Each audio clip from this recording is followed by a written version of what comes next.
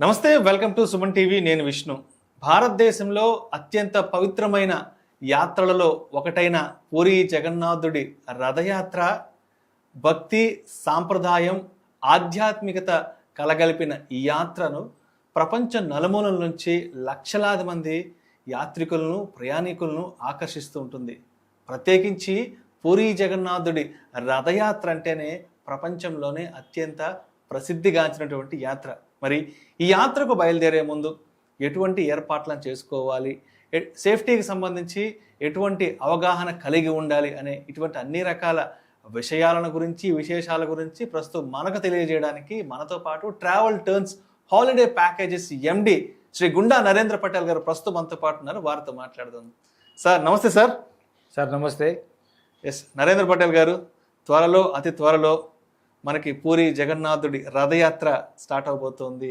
So yes, ఒక్కసారి మన Suman TV ప్రేక్షకులకు ఆ రథయాత్రకు సంబంధించిన విశేషాల గురించి తెలియచేయగలరు సార్? ఓకే సార్, తప్పకుండా సార్. ఈ రథయాత్ర అనేది చాలా బిగ్గెస్ట్ యాత్ర అంటారు. ప్రపంచం నుంచి నలుమూలల నుంచి కొన్ని లక్షల మంది ఈ దానికి పాల్గొనడానికి వస్తూ ఉంటారు అన్నమాట. సో ఈ యాత్ర వచ్చేసి 9 రోజులు ఉంటుందండి. సంవత్సరానికి 9 రోజులే చేస్తారు. అది వచ్చేసి జూలైలో ఉంటుంది మనకి. సో ఈ జూలైలో అది చేయడానికి దాని విశిష్టత ఏంటంటే, ఈ టెంపుల్ ఫామ్ అయింది 12th centuryలో ఫామ్ అయింది. ఓకే, 12వ సంవత్సరంలో ఫామ్ అయింది. 12వ శతాబ్దంలో ఫామ్ అయింది. జగన్నాథుడు అంటే జగన్ మొత్తం జగతికే విశ్వానికే రాజు అనేది జగన్నాథ స్వామి, కృష్ణ పరంధాముడు. సో ఆ విషయంలో ఈయన అక్కడ చేయడం జరుగుతుంది. సో ఈ రథయాత్ర అనేది ఎప్పటి నుంచో వస్తూ ఉంది అనమాట. సో ఈ టెంపుల్ కి కూడా చాలా విశిష్టత ఉందండి. దీనికి దాన్ని ప్రసాదం చేయడం కానివ్వండి, ప్లస్ దాని ఫ్లాగ్ అని ఉంది. ఫ్లాగ్ అనేది మనం ఎక్కడ పెడితే విండ్ ఎక్కడ వస్తే అట్ట వెళ్తుంది జనరల్గా ఏ జెండా అయినా, కానీ ఇది రివర్స్ లో ఉంటుంది. మనకి విండ్ ఇట్లా వస్తే ఇది ఆపోజిట్ గా దానికి వెళ్తా ఉంటుంది. అది ఇప్పటి వరకు కూడా అందరికి అంత చిక్కని ప్రశ్న, సైన్స్ కూడా అంత చిక్కని ప్రశ్న ఇప్పటికి కూడా. సో అలాంటి మిరికల్స్ ఎన్నో అక్కడ ఉన్నాయి. ఈవెన్ ఇంకో మిరికల్ ఏంటంటే ప్రసాదం కూడా ఇది చేసే విధానం ఎట్లుంటది అంటే, మట్టి కుండలో చేస్తారు. మట్టి కుండలు ప్లస్ కింద మంట దాంతోనే చెక్కలతోనే అవే చేస్తారు. కట్టెల పొయ్యి చేస్తారు. అయితే కట్టెల పొయ్యి మీద ఆ కుండ చేయడం కామనే, కానీ ఒక్క కుండ మీద అట్లా 7 కుండలు ఉంటాయి ఇందులో. ఒకదాని మీద 7 కుండలు పెట్టి మంట పెడతారు. జనరల్ గా మనకు తెలిసిన సైన్స్ ప్రకారం కానీ, మన ప్రాక్టికల్ గా కానీ, కుండ మంట పెడితే ఫస్ట్ మంట దేనికి అంటుతుంది? కింద ఏదైతే ఉంటుంది దానికి. సో దాంట్లో ఫుడ్ ఇప్పుడు ఒకదాని మీద ఒకటి పెడితే ఎందులో ఫుడ్ కావాలి? ఫస్ట్ కింద కావాలి, మనకు తెలిసిన సైన్స్ ఫస్ట్ పొయ్యి మీద ఏదైతే ఉందో దానికి. కానీ ఇక్కడ విశిష్టత ఏంటంటే, ఫస్ట్ 7వ కుండలు అన్నం తయారవుతుంది. ఫస్ట్ అక్కడ అయినాకనే సెకండ్ అవుతుంది, సెకండ్ తర్వాత థర్డ్ అవుతుంది, థర్డ్ తర్వాత ఫోర్త్ అవుతుంది. అలా 7 కుండలు మీదికెళ్ళి కిందికి తయారవుతుంది. అది కూడా ఇప్పటివరకు సైన్స్కి అంత చిక్కని ప్రశ్ననే, ఎలా జరుగుతుంది అనేది మనకి ఇప్పటికి కూడా అది విరక్కిలే. సో అట్లా దేవుడికి ప్రసాదం తయారు చేయడం జరుగుతుంది. అందులో 56 రకాల ప్రసాదాలు ఎక్కుతాయి దీంట్లో, 56. సో అది కూడా ఆ 56 ఎక్కేటప్పుడు ఇంకొక విశిష్టత ఏంటంటే, జనరల్గా మనం ఏదన్నా ఇంట్లో వండినప్పుడు దాని యొక్క పర్ఫ్యూమ్ అంటే దాని యొక్క వాసన వస్తుంటుంది. ఏది వస్తే దాని ఆరామా మనకి తెలుస్తుంది. బట్ ఇక్కడ ప్రసాదం చేసేటప్పుడు మీకు ఏ స్మెల్ రాదు. దేవుడికి ఎక్కించిన తర్వాత బయటికి తీసుకొచ్చినాక అప్పుడు మీకు ఏ వంటకాలం ఏ స్మెల్ అనేది బయటకు వస్తుంది. మంచి సువాసన స్మెల్ వస్తుంది. అద్భుతం. ఇట్లాంటి మిరికల్స్ అనేది పూరిలో చాలా ఉన్నాయి. అవును, చాలా ఉంది. ఇప్పుడు అందుకే ఈ మధ్య కాలంలో యాత్రకి చాలా లక్షల మంది వెళ్ళడానికి ఇష్టపడుతున్నారు. ఎందుకంటే దాన్ని లాగితే ఎంతో పుణ్యం దక్కుతుందని అందరు చూసినా లాగినా ఇవన్నీ చేస్తూ ఉంటారు. మనకేంటంటే ఈసారి 2026లో కనుక చూసుకుంటే జూలై 16th స్టార్ట్ అవుతుంది, 24th వరకు ఉందండి.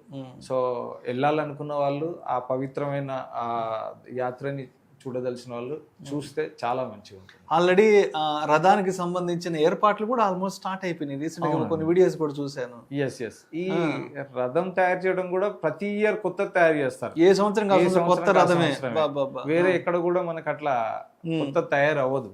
బట్ ఇక్కడ ఎవ్రీ ఇయర్ కూడా కొత్తదే. అది కూడా అక్షయ తృతీయ రోజు స్టార్ట్ అవుతుంది. అక్షయ తృతీయ రోజు స్టార్ట్ చేస్తారు. ఆ రోజు స్టార్ట్ చేస్తారు. మళ్ళీ దానికంతా మళ్ళా ఎవ్రీ ఇయర్ తయారు చేస్తారు. దానికి ఏం ఇట్లా మ్యాప్స్ వేసుకోవడం, డిజైన్ చేసుకోవడం ఏం ఉండదు. దానికి రెగ్యులర్ గా కొన్ని తరాల నుంచి చేస్తున్న కార్పెంటర్స్ ఎవరైతే ఉన్నారో ఆ ఫ్యామిలీ చేస్తుంది. దానికి కూడా వాళ్ళు చేసేది ఏంటంటే కొలతలు అంతా కూడా చేయితో వేసుకొని చేస్తారంట వాళ్ళు ఇప్పటికి కూడా. ఈ మన సైన్స్ లాగా దానికి పెద్ద ఇంజనీరింగ్ గ్రాఫ్లు ఇంజనీరింగ్ వర్క్ ఏముండదు. మళ్ళీ దట్టు నీమ్ ట్రీ మీదనే చేస్తారు.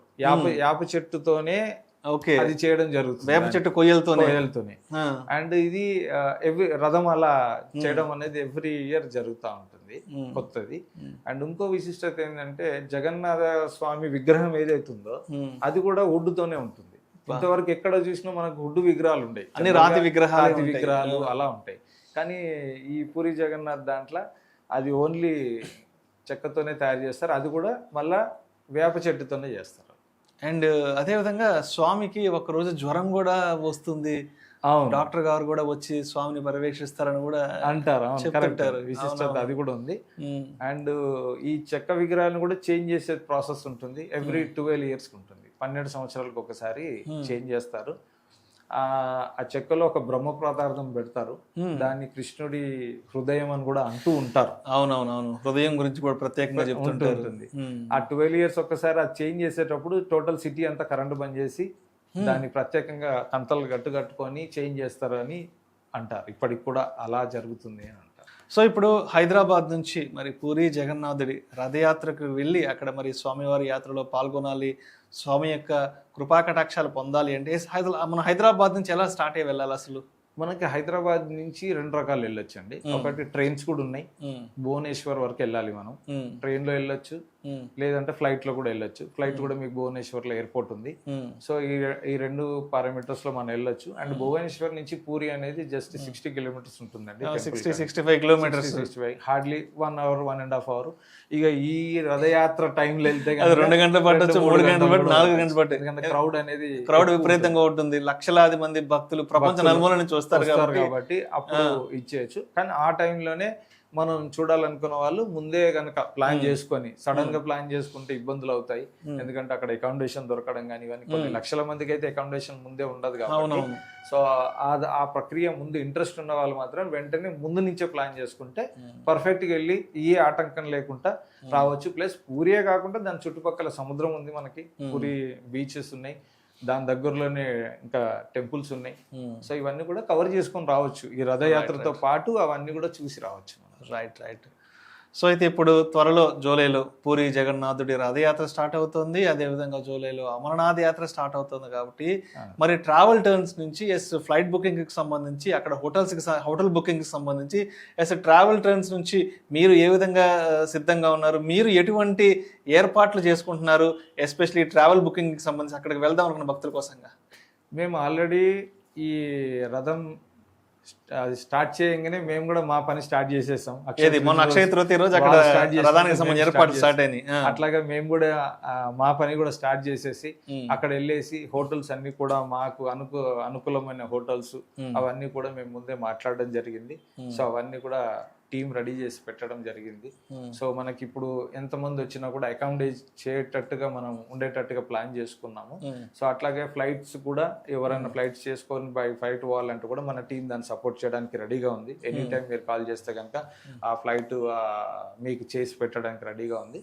సో ఒక ప్యాకేజ్ లాగా డిజైన్ చేయడం జరిగింది. సో దాని పూర్తి డీటెయిల్స్ మీరు కావాలనుకున్నప్పుడు మా కింద ఉన్న నంబర్కి మీరు కాల్ చేసేసి తెలుసుకోవచ్చు. ప్లాన్ చేసుకుంటే కనుక ముందు నుంచే చేసుకుంటే మీకు బెస్ట్ గా ఇది దొరుకుతుంది అక్కడ సర్వీస్ అనేది. ఎందుకంటే లిమిటెడ్ ఉంటాయి. ఎందుకంటే మనం తీసుకెళ్లి 1000 మంది మన క్యాంపెయిన్ చేయలేము. అలా కాకుండా మనం మన పరిధిలో మనం కొన్ని పెట్టుకున్నాము. అంతవరకు మనం పర్ఫెక్ట్ గా వాళ్ళకి సర్వీస్ ఇవ్వడానికి వీఆర్ సీయింగ్. సో మొత్తానికి అమరనాథ్ యాత్ర అయినా సరే, పూరి జగన్నాథుడి యాత్ర అయినా సరే, మొత్తానికి ఒక 2-3 నెలల ముందే కనుక మనం ఫ్లైట్ టికెట్స్ కనుక చేసుకోగలిగితే అక్కడ స్టేయింగ్ చేయడానికి మనకు హోటల్స్ ఇవన్నీ కూడా కొంచెం త్వరలో అందుబాటు అవకాశం అయితే ఉందంటారు. ఎస్ అండి, ఎగ్జాక్ట్లీ. ఎందుకంటే ముందు ఫస్ట్ కమ్ ఫస్ట్ సర్వ్ అన్నట్టు మనం ముందు వెళ్తే, ఎందుకంటే ఇది మనం ఒక్కలమే వెళ్ళాం కదా, లక్షలాది మంది వస్తారు కాబట్టి మనం ముందే కనుక దాన్ని తీసుకోగలిగితే, మనం కన్ఫర్మ్ చేసుకోగలిగితే కనుక మనం హ్యాపీగా వెళ్ళేసి ఆ టైంకి హ్యాపీగా రావచ్చు. Right sir, right sir. Thank you sir, thank you so much. గుండా నరేంద్ర పటేల్ గారు పూరి జగన్నాథుడి రథయాత్రకు సంబంధించి చాలా రకాల విశేషాల గురించి మన సుమన్ టీవీ ప్రేక్షకులతో పంచుకున్నారు. Thank you so much sir. Thank you అండి, థ్యాంక్ యూ వెరీ మచ్.